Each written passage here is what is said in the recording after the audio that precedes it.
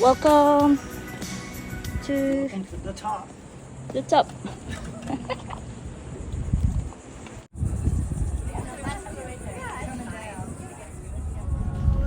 Hi guys, welcome back to my channel. This is Getaway with Pam, and we are heading to another top attraction in St. Augustine, Florida. We are here at Fort Matanzas National Monument, and since it's a holiday weekend, they have limited parking, so we parked along the road. There is a short trail here and a bathroom, vending machine, and this is the parking lot. Also, there is this picnic area under the living tree house. These oak trees are about 200 to 300 years old, so pretty cool.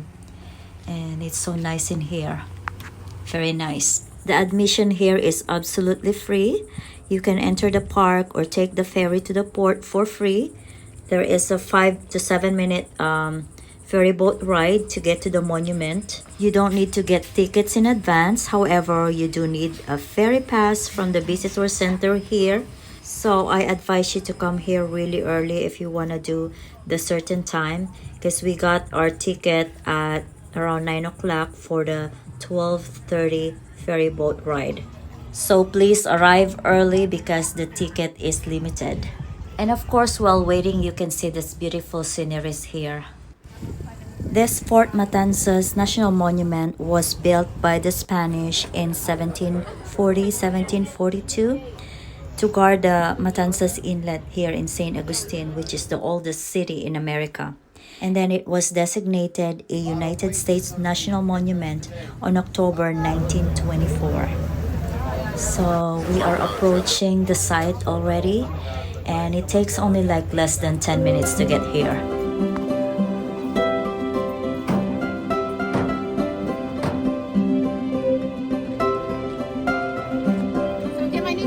Have a very few minutes to spend with you, but I do want to let you know three things in particular. One is why we're here at this location. Historically, primarily, who would have been using this structure, and a little bit about the construction. So those three things in particular. So if I can get you to try to think back all the way to the mid 1500s. And there's going to be people who are willing to jump on large wooden vessels, and unlike our boat ride here today that had motors, of course, are very dependent on winds and tides in order to move those boats around. They're going to be looking for lots of different things and jump on those boats for lots of different reasons. Some of them are going to be soldiers, they're going to be artisans, it's going to be anyone who can help construct cities and towns. And a lot of those people are kind of going on hearsay to make their minds up whether they want to join on those adventures. Some of them have never left the cities they were born in, much less their countries. So if you could just answer to yourself in your own mind, answer this question, do you think you could do that? And of course, as I mentioned, there's many reasons that's going to be encouraging, and some of those reasons are not very different from today. So what big reason do you think might encourage people? Money. And lots of things can make you money, but there's definitely going to be what I call the creme de la creme of items that you're definitely going to be able to, or hope to find. And so it's not a trick question, what two precious metals? Gold, silver. Gold and silver, exactly. Wow, the same things that run our own economic system today is what they're looking for. There's also going to be a third group of items, and to give you a hint, think about maybe making your food taste better. Spices. And not only your food tasting better, but also making your bodies feel better. Even our modern medicines, if you look at the labels, are often going to include spices. Around the world today, black pepper is still the most used spice. And sometimes we even have a spice that outweighs the price of gold. Anyone know what spice that is? Anyone? Saffron? Good job, exactly, saffron. So even today, very desirable. And so those are going to be some of the items they're going to be looking for. But I can tell you, you're not even going to have black pepper on your table in the 1500s unless you have a crown on your head. So only the wealthiest, most influential are going to have those items, and they'll make sure the rest of the world knows they have them as well. Okay, and so in the 1500s, if we were going to travel in our car today and we traveled north in about an hour and a half, we're going to run into modern day Jacksonville, Florida, which I'm mentioning because we have another National Park Service site there. It's called Fort Caroline National Memorial, and that's where the French are going to come to this area in the 1500s and attempt to poke their flag in the ground and claim this area for France.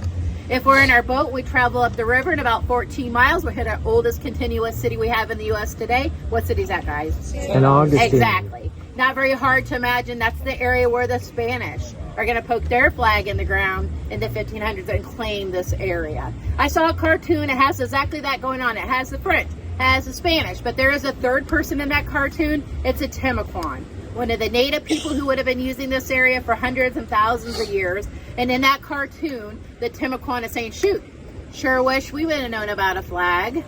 Confrontation, right? When you have confrontation, you're going to start building forts. So the English are not coming here yet, but the French and the Spanish in those areas I mentioned, they're going to use wood, dirt, whatever they can quickly find and start building those primitive fortifications around themselves because they know there's going to be a battle. That's why I kept mentioning 1500s, because that will be the first European battle that we have over this land here. And it's because of all that gold and silver, right? They did know something very important. And if you remember, they're traveling in those large wooden vessels. What two things do they need to move around? Winds and tides, exactly. Water, tides, exactly. And so what they did discover all along what we call the coast of Florida today is the Gulf Stream waters. Those Gulf Streams push water almost consistently the direction you would definitely want to go if you're leaving from here, trying to get back to any of the European countries in about a 6-month passage. Wow, 6 months you might say. However, it could be a year or longer before finding those passages. So you're also looking at those passages because remember who pays you for your products? The king and queen. So you have to get them back to get that notoriety and get those payments. So that's why this area became very desirable to own, to operate, to possess. And that way around the world you collect the things, get them here, have a place to keep them, get restocked, and move them on towards the king and queen areas. Okay, and so they would fight. Now the French are going to go by sea and the Spanish are going to go by land. And why that becomes so important, wouldn't you know, Mother Nature throws a storm right in the middle of this battle. Probably the caliber of a hurricane. So you can only imagine the French out here in their large vessels out in the ocean. If they survived Mother Nature, they were washed all along the shorelines. The Spanish went along and just picked up those French. They did win that battle and they would own and operate this area for hundreds of years. And in fact, a lot of namesakes today, such as the name of this river that we're traveling on, is called the Matanzas River. One translation in Spanish from into English, Matanzas does mean massacre. So unfortunately for the French that were picked up along the shoreline, only a handful would survive. The rest would be massacred in order for the Spanish to own and operate this area. So in St. Augustine, and when we talked about the Spanish building a fort, you might have started thinking about our oldest continuous masonry fort, which is the Fort Castillo.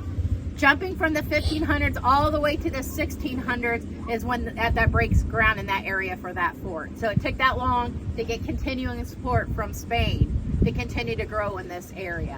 When that started to grow, they did put a wooden platform along the Matanzas River, and they're going to be keeping watch. And what they're going to be watching for is the back door to their main town of St. Augustine, to their main Fort Castillo. They're going to keep watch here. And if you notice that bridge, when we're coming over here on our own tour, when we came over on the boat on our own tour over here, on the other side of that bridge is the ocean. So any old enemy can come up, let their smaller vessels down from those larger ones that can navigate the shallower waters of the river straight into the heart of their main fortification. So they want to make sure it's protected and watched over. But saying that, it's going to take another 100 years. So the battle's 1500s, 1600s, the main fort in Castillo gets built. But the wooden platform's only going to get replaced in the mid-1700s by our oldest standing watchtower that you're standing by. Built here to protect St. Augustine and their main fortification by keeping the enemies out of the back door where that bridge area is today. So coming from St. Augustine are going to be 6 or 7 soldiers. They're coming in the boat. They'll have all their provisions with them. They'll be stationed here for 30 days. That first room where the window is where the soldiers are going to stay. Climbing up the stairs, you'll get to the second window where the commanding officer would have been providing all the directions of soldiers and their duties for today. But we know 24/7, the main duty is going to be keeping watch. They're going to have food. They're going to have their ammo in with the commanding officer. Then there's just a little narrow ladder and a cutout in the floor that actually leads to the watchtower. So has anyone been to the Fort Castillo and can remember the name of the material it's made out of? Coquina. Coquina, exactly, which in Spanish means small shell. So about the size of your pinky nail is a single coquina shell. It takes hundreds of those with some other ingredients compressed by Mother Nature for hundreds of thousands of years into a limestone-like material called coquina. Now use your imagination. Tabby is man-made, it's oyster shells. If you put it under intense heat, lime will escape out of those shells. But it's a real skill to add an equal amount of water to get a mixture that will hold those coquina blocks into place, and a plaster finish covering the entire building would not even historically see the coquina blocks because of the protection of those plaster from the tabby. With muskets and you see cannons, those cannons can hit that bridge where it is today. They did what they could. They hurried up as fast as they could, turned back around, went back 12 after, pretty sharp because I'm throwing some extra minutes in there for us. So go to Those are some great information about this place, this Matanzas Monument, not only here but in our country. Very historical. Although it's not huge or grand like Castillo de San Marcos, but it still is rich in history, and hope we learn from it. So that's the overlooking Matanzas Inlet channel in Florida, and it's connecting Atlantic Ocean to the south end of Matanzas River. See the seashells, very impressive. Look at those. Those are all made of shells, and these are blocks of coquina.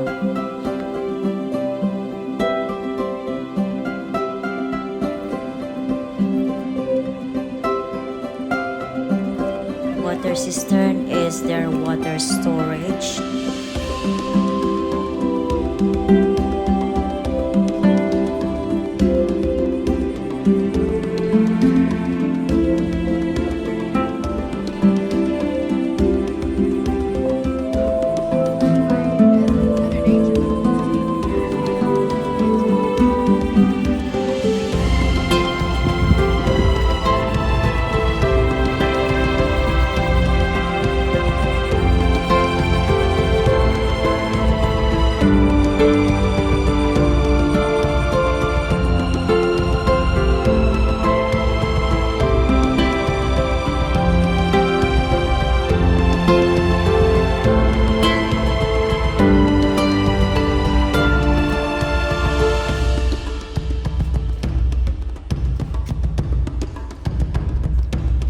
So I believe this is the soldiers' quarters where enlisted men slept, ate, and cooked.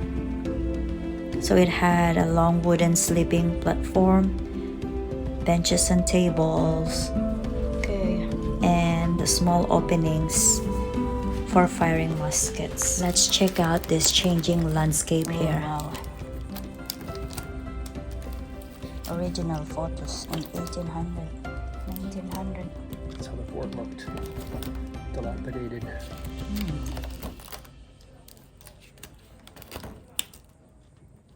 We had it broken off. Southeast corner broken off. Then demolished for repairs. This is the side of the fort.